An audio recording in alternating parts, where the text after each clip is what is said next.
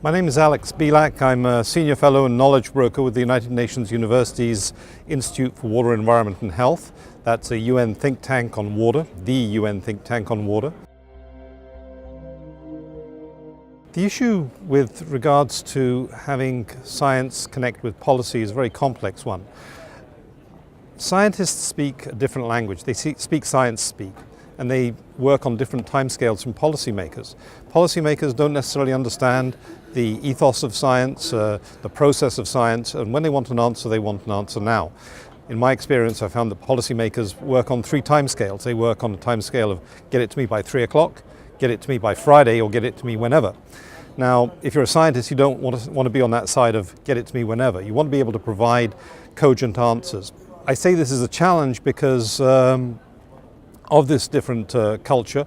Very often the scientists are separated in research institutes from the policymakers who are perhaps closer to the seat of power.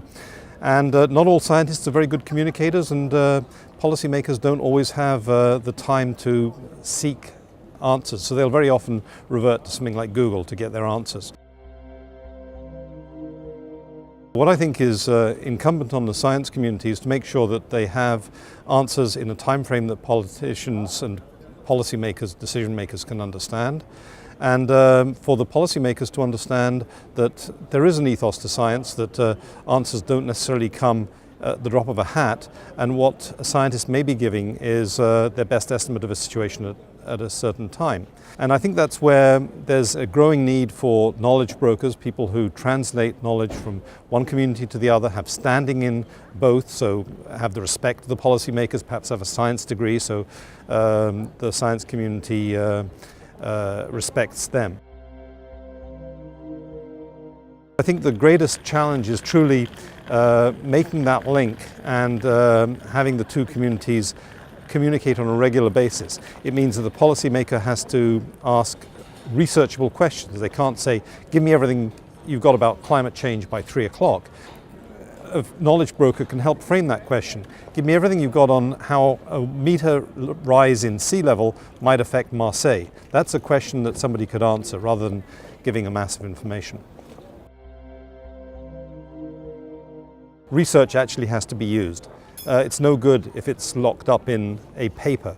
A peer-reviewed paper is sometimes what the measure of an academic career or academic output is. I've done so many peer-reviewed papers and I've produced so many students. Well, how does that research actually translate into actionable policy? What impact has your research had over time? So I think that what I see for the academic community, there's always going to be a role for pure research, please don't get me wrong, but I think that I've seen in universities now that there's a great deal more call for applied research, and I think that seeing more and more applied research coming out of the academic community that is tailored to the policymakers is very important. That's what we do at United Nations University's Institute for Water, Environment and Health.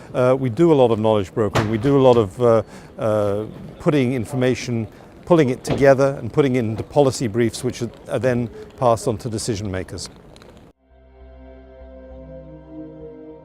Obviously a place like this World Water Forum in Marseille is an important gathering place, as is the World Water Week in Stockholm, as are any number of these sort of water gatherings. Can there ever be enough? Probably not.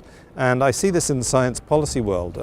People are beginning to reinvent the wheel in terms of developing tools, developing approaches. The Europeans are doing great stuff, but it's mostly unknown in certainly in North America. The North American work that's been done is slightly known in Scandinavia, but I dare say not as well known in Europe. We've got some great examples in North America, not only in the organization I used to work for, Environment Canada, but the Canadian Water Network is, for example, taking some very bold approaches, I think, to making sure that research is user-driven, so research directions are user-driven. Where does Europe stand in terms of development of sustainable technologies for water? I think very well placed.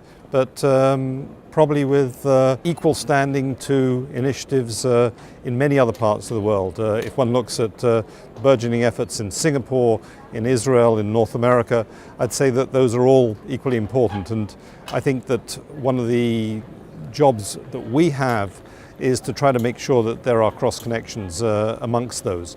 So is Europe a leader? Certainly Europe's a leader, but I wouldn't say that Europe was more of a leader in certain areas than any other place in the world that is doing fantastic research and management of water. We see examples globally that are truly excellent no matter where the country is.